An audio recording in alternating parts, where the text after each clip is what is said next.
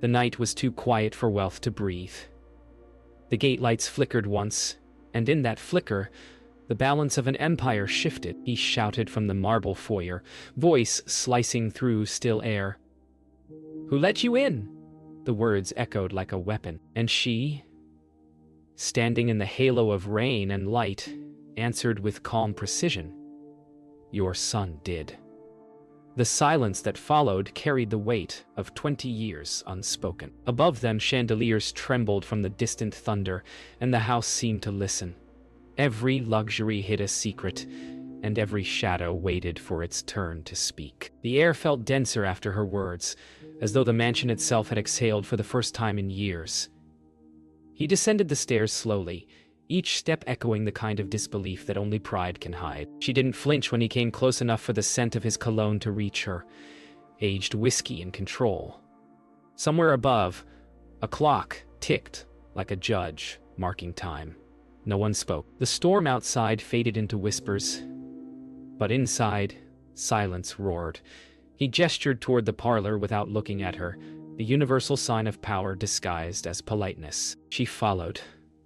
Not with fear, but with a kind of knowing that unsettled even the walls. She began to speak softly, the kind of voice that forces even arrogance to listen. He interrupted once, twice, until her words sharpened enough to cut through the space between them. Whatever she was here for, it was not money. There was something heavier, older, something that tied her story to the walls of his empire. He wanted to end it, to summon guards, to reassert order, but instead he asked a question no one expected. "How much do you know?" Her eyes lifted then, and in them, he saw not a threat but the reflection of a past he had buried. Beneath, glass towers and broken promises. Upstairs, the son listened. The voices below were muffled, but her tone carried through the silence like a thread tying guilt to courage. He remembered the first time he met her, how she had spoken his father's name like a question, not a title. Now every syllable downstairs sounded like consequence. He knew he had opened the door to something unstoppable, but he couldn't regret it.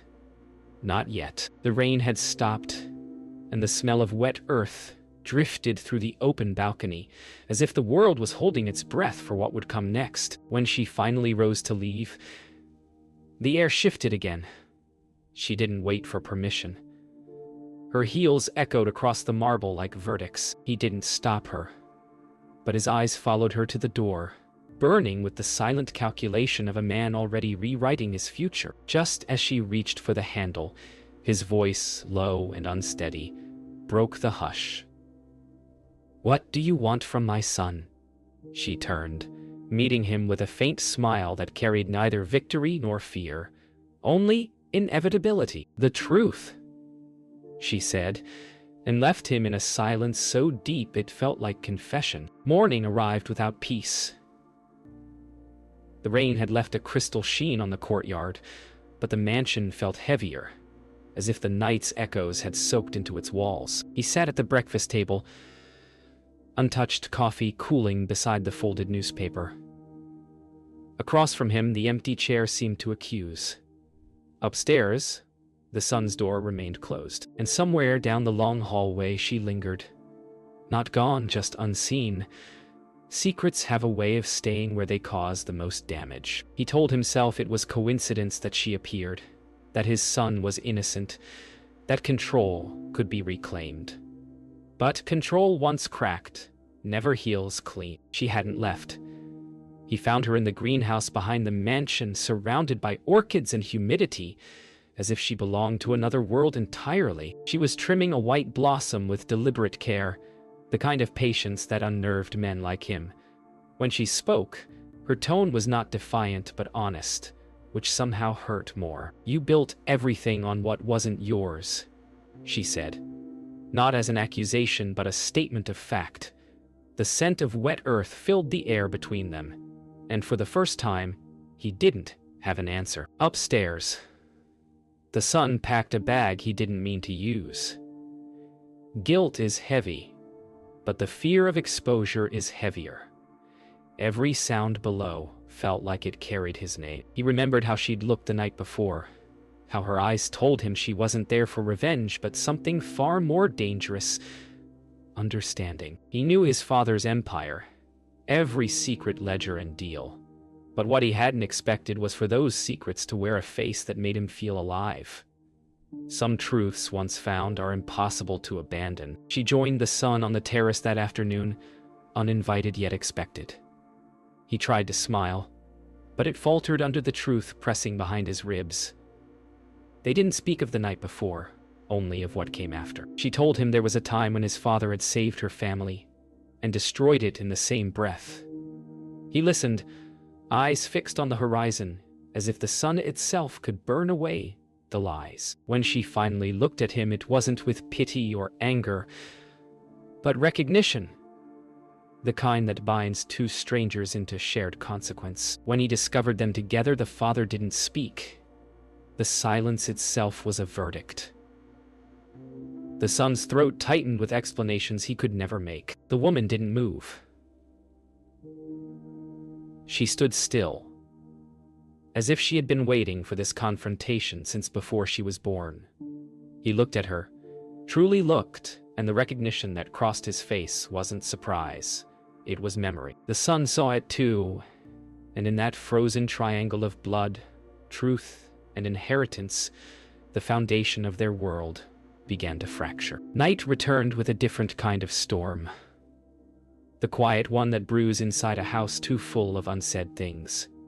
The father retreated to his study, the son to his thoughts, and the woman to her patience. Wealth has a way of amplifying silence until it screams. He poured another drink, watching the amber liquid swirl like a clock unwinding. Every empire is built on a graveyard of forgotten favors, and hers was one he could never bury deep enough. The truth wasn't approaching. It was already here, wearing his son's heartbeat as its disguise. She found him there, surrounded by the ghosts of his own ambition.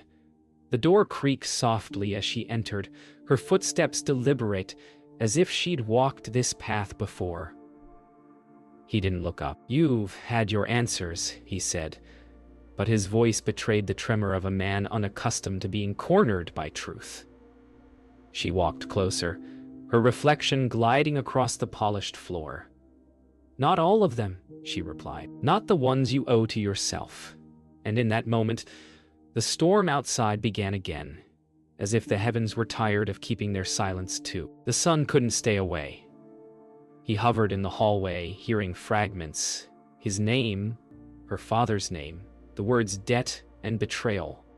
His pulse quickened as he pieced together what no son should ever hear. The truth wasn't about love. It was about lineage. She wasn't a stranger.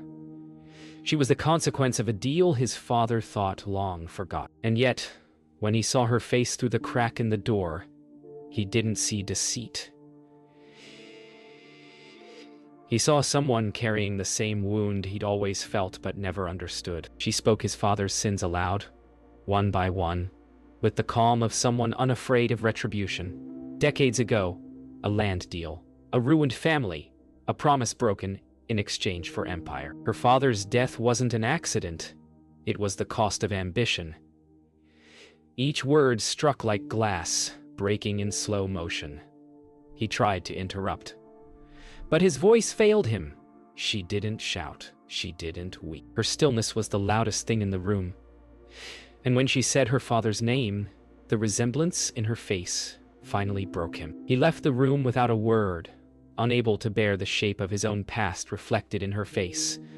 The sun stepped out from the shadows, and for the first time, she looked at him with something fragile: mercy. "You didn't know," she said softly. He wanted to reach for her hand, but he didn't. Some distances are carved by history itself.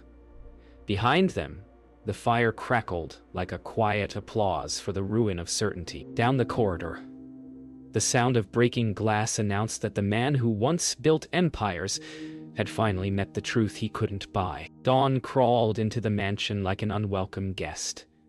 No one slept. The scent of smoke lingered from the night before, mingling with cold marble and silence. He sat by the window, eyes hollow, watching the sun bleed across the horizon. The son stood in the doorway, unsure whether to enter or retreat. Between them hung everything they had never said: guilt, love, disappointment, and the thin thread of legacy stretched to breaking. "You knew," the son said at last. The words landed heavy. "He built this for you," came the reply. But even he didn't believe it anymore. Downstairs she waited, uninvited, yet impossible to dismiss. Her presence was a mirror none of them could turn away from. When the son joined her, his face was drawn, his voice lower. He's breaking," he said. She didn't answer. Instead, she touched the piano keys lightly, drawing out a fragile sound that trembled in the air. "It's time he did," she whispered. In her tone there was no cruelty, only the weary justice of someone forced to carry pain too long. Outside, the fountain resumed its rhythm, like a heart remembering how to beat. He found them together again, and this time, words weren't enough to contain the rage. His voice shook the glass walls, commanding silence, demanding obedience. But his power, once absolute, now sounded hollow. The woman rose slowly, unafraid, and faced him with the quiet authority of truth. "You don't get to claim what you destroyed," she said. For a heartbeat, everything stopped. The rain, the clocks, the pulse of control. And in that pause he saw it, the shadow of himself in her eyes, the undeniable proof of what he had taken and what he had left behind. After the storm of words came the quiet that hurts more. The sun followed her into the garden, the place where everything felt less artificial. The air smelled of jasmine and earth, heavy with unspoken choices. "If I stay," she said, "he'll destroy himself trying to make it right." He shook his head, voice breaking. "If you go, he already has." Somewhere in their eyes lay the same ache, the wish to love without history's weight. But history never asks permission. That evening, he called them both to the dining room. The table stretched long between them, polished to mirror their faces. He spoke without looking up, his tone stripped of grandeur. "You deserve the truth," he said, and the words trembled with the weight of confession. He told them everything: the bribes, the deception, the ruined life that led to her father's death. When he finished, silence filled the room like a slow tide. She didn't cry. The sun didn't speak. And when the chandelier flickered once, it felt as though even the house was deciding whether to forgive him. The confession didn't end with silence. It rippled. By morning, the press knew. The world that once admired him now turned its eyes like vultures. Calls flooded the mansion. Lawyers whispered. Investors vanished. Wealth, when wounded, bleeds faster than truth. He stood before his empire's windows, watching headlines crawl across a city he'd once ruled. Behind him, his son paced, the sound of footsteps echoing like the ticking of a clock counting down. "It's over," the son said quietly. "No," the father murmured, voice fragile as smoke. "It's beginning to cost what it should have years ago." She watched the empire fall from the same mansion that once seemed invincible. Reporters swarmed the gates, cameras flashing like storms of artificial lightning. She didn't smile. There's no joy in justice when it arrives too late. The son found her by the window and said, "You did what you came for." She shook her head. "I came to finish what he started." Outside, the fountain still ran, its rhythm unchanged, as if mocking the idea that truth could ever wash anything clean. By evening, the lawyers had left, and the silence grew thick again. He walked through the halls like a man exploring his own ruins. Every painting, every chandelier, every artifact of power now looked absurd in the face of truth. When he reached the study, the safe stood open, empty, documents gone, choices undone. He smiled not from peace but exhaustion. For the first time in decades, he had nothing left to protect. And strangely, that felt like freedom. The sun found him there, eyes red but calm. "It doesn't have to end this way," he said. His father smiled faintly, the kind of smile that belongs to those who finally understand what regret costs. "It already did," came the reply. They stood in silence, years of pride dissolving between them. When the sun reached out, the old man didn't resist. Their hands met, not as conqueror and heir, but as two broken men bound by consequence. Outside, the wind carried the sound of distant sirens, truth arriving late but sure. That night, she packed her things. The mansion had served its purpose. Its ghosts had spoken. She paused by the fountain where it all began, watching her reflection tremble in the rippling water. The gate lights flickered again as if remembering her arrival. She heard footsteps behind her, soft, hesitant. "Will I see you again?" the sun asked. She turned, her eyes calm, almost kind. "When the truth no longer hurts," she said.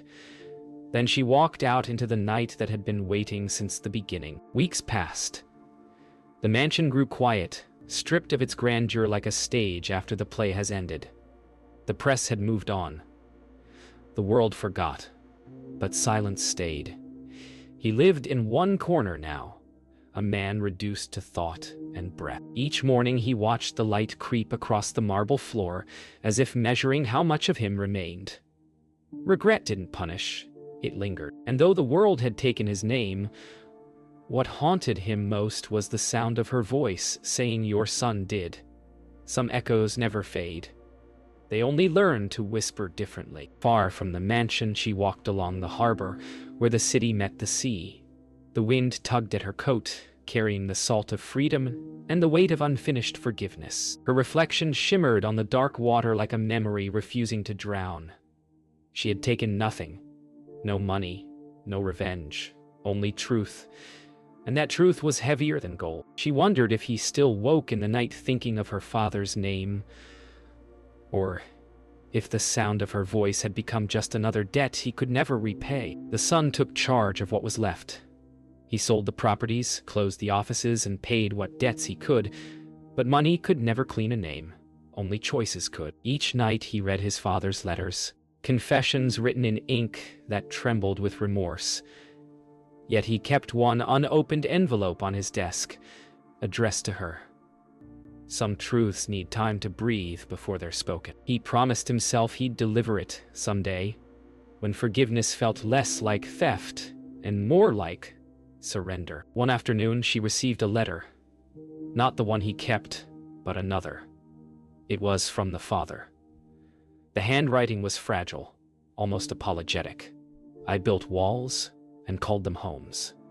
You tore one down and called it mercy." She read it once, then again, tears blurring the ink. For the first time, she felt the anger begin to ease. Not disappear, but loosen its grip. She folded the letter carefully and placed it into the sea, letting the tide decide what to remember. Back in the mansion, he felt the same wind move through open windows. Somewhere, he knew she had forgiven him, not with words, but by not returning. The silence no longer felt like punishment.